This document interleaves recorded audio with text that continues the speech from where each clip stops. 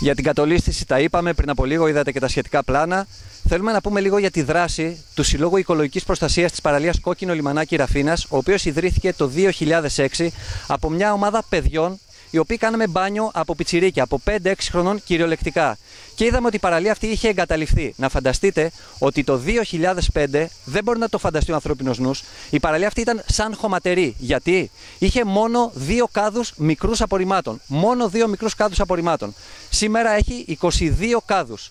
Με την αμέριστη αγάπη, πραγματικά αγάπη όμως, όλων των προέδρων που πέρασαν από τον οργανισμό Λιμένος Ραφίνας, τον κύριο Φίλιππο Κονταξή, τον αείμνηστο Νίκο Δημητρόπουλο και τον νυν πρόεδρο, τον κύριο Γιώργο Ορκόπουλο, καθώς και τους επόπτες που περάσανε όλο αυτό το χρονικό διάστημα, ενδιαφερθήκαν πραγματικά και δείξαν την αγάπη τους έμπρακτα και ήταν δίπλα μας σε όλες τις προσπάθειες ώστε να καθαριστεί αυτή η παραλία και να γίνει ένα πραγματικό φυσικό στολίδι της Αττικής. Το οποίο είμαστε υπερήφανοι, το λέω με όλη μου την ψυχή, είμαστε υπερήφανοι που έρχονται οι άνθρωποι ελεύθερα, δεν πληρώνουν μισό ευρώ και απολαμβάνουν το μπάνιο τους, χωρίς φασαρία, χωρίς μουσικές, χωρίς βρωμιά πάνω απ' όλα. Ο κύριος Σάββας Αραπκυλής, νυν δημοτικός σύμβουλος στον Δήμο Ραφίνας Πικερμείου, από 1η Σεπτεμβρίου αναλαμβάνει τα καθήκοντά του, είναι ο άνθρωπος που αυτό το καλοκαίρι, αλλά και το προηγούμενο, αλλά κυρίως αυτό, βοήθησε τα μάλα ώστε αυτή η παραλία πραγματικά να γίνει ένα στολίδι. Τον ευχαριστούμε θερμά.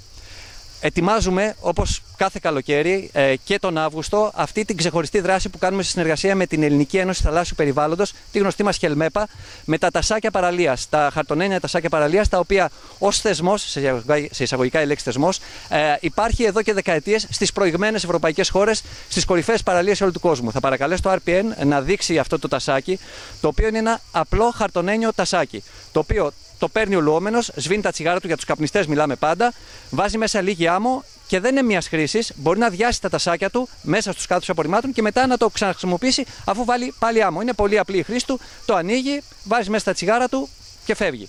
Υπάρχει το ελεεινό φαινόμενο πραγματικά, συγγνώμη για τη λέξη, από κάποια γαϊδούρια συμπολίτες μας, οι οποίοι σβήνουν τα τσιγάρα τους πάνω στην άμμο. Θέλω να τους πω με πολύ αγάπη. Τα τσιγάρα δεν φυτρώνουν, δεν γίνονται λουλούδια, δεν μεταμορφώνονται μέσα σε λίγα δευτερόλεπτα σε λουλούδια. Άμα φυτέψεις μια γόπα πάνω στην άμμο, άμα δεν σβήσει καλά, μπορεί να την πατήσει κάποιος άνθρωπος και να κάψει το πόδι του, ένα παιδί. Βρωμάει η πετσέτα του, μπορεί να την ακουμπήσει με το χέρι του και να βρωμάει. Δεν είναι πολιτισμός αυτό το πράγμα να σβήνεις τα τσιγάρα σου πάνω στην παραλία. Είναι απαράδεκτο. Δεν είναι πολιτισμός αυτός το 2014.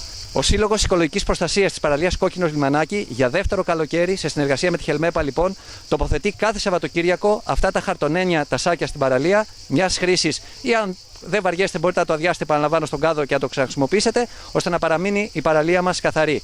Ταυτόχρονα, ετοιμάζουμε άλλη μια δράση προς το Σεπτέμβριο με την μη κυβερνητική οργάνωση Υδροναύτες, τιμηθήσα από τον πρόεδρο της Δημοκρατίας για την αφιλοκερδή δράση της σε όλη την Ελλάδα. Θα καθαρίσουμε το βυθό. Είναι άνθρωποι οι οποίοι είναι δίτες στην ουσία, οι οποίοι προσκαλούνται από διάφορους συλλόγους και δήμους και φορείς σε όλη την Ελλάδα και καθαρίζουν το βυθό από ογκώδια αντικείμενα. Εδώ δεν έχουμε βέβαια σοβαρά ογκώδια αντικείμενα από ό,τι έχουμε δει με μια πρώτη αυτοψία ως λουόμενοι. Κάποιοι κάδοι έχουν παρασυρθεί το χειμώνα από τον αέρα, από το βοριά. Και κάποια μεγάλα λάστιχα. Δεν είναι τίποτα, είναι μια μικρή δουλειά. Απλά θα θέλαμε και η θάλασσα μέσα να είναι πραγματικά πεντακάθαρη, να μην έχει τίποτα εκτός από την άμμο και τα βότσαλα.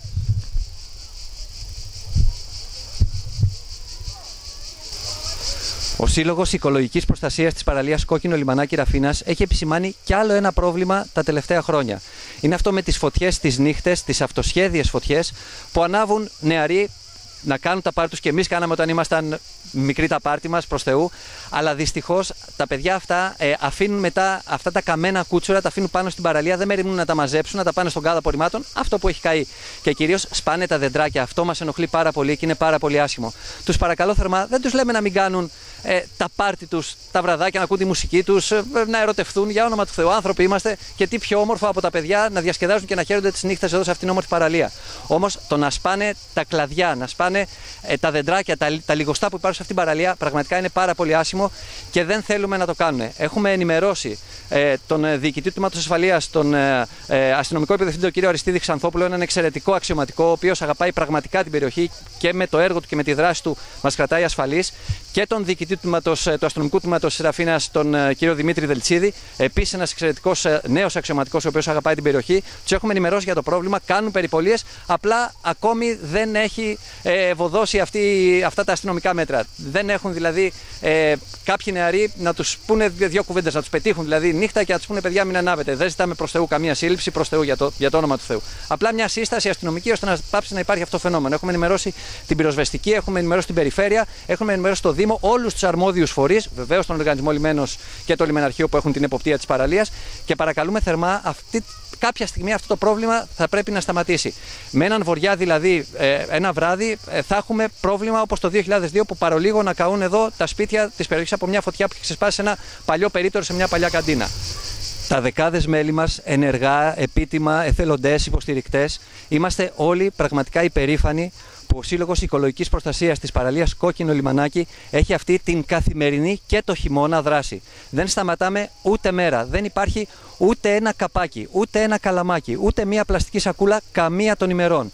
Χειμώνα, καλοκαίρι, η παραλία μας είναι πεντακάθαρη. Παρακαλούμε λοιπόν τους λουόμενους περιοχής, τους επισκέπτες από την Αθήνα και από όλη την Ελλάδα που έχουν έρθει άνθρωποι πραγματικά επειδή έχει γίνει ξακουστή, τολμώ να πω, αυτή η παραλία. Παρακαλούμε θερμά να τη σεβαστούν, να μην αφήνουν τα σκουπίδια τους. Δόξα τω Θεώ, έχουμε 22 κάδους κατά μήκος της ακτής. Είναι αμαρτία από το Θεό να πετάς κάτω το σκουπίδι την ώρα που φεύγεις. Να μην αγαπάς την παραλία που είναι το δεύτερο σπίτι σου. Είναι το σπίτι σου. Οι Ινδιάνοι, έτσι επιγραμματικά το λέω, πίστευαν και πιστεύουν ότι η γη αυτό είναι το πραγματικό σπίτι μας. Αυτό είναι το σπίτι μας. Αυτή η παραλία που δείχνει τώρα η κάμερα του RPN. Ευχαριστούμε και πάλι το RPN που ήρθε και μας βοήθησε σε αυτό το ρεπορτάζ μέσα στον ήλιο του καλοκαιριού. Ήταν επιτακτική ανάγκη όμως, γιατί υπήρξε και αυτή η κατολίσθηση που πιστεύουμε ότι κάποια στιγμή θα γίνουν τα έργα που πρέπει να γίνουν από την πολιτεία, από το κράτος, και θα τελειώσουν όλα χωρίς να έχουμε κανένα θύμα.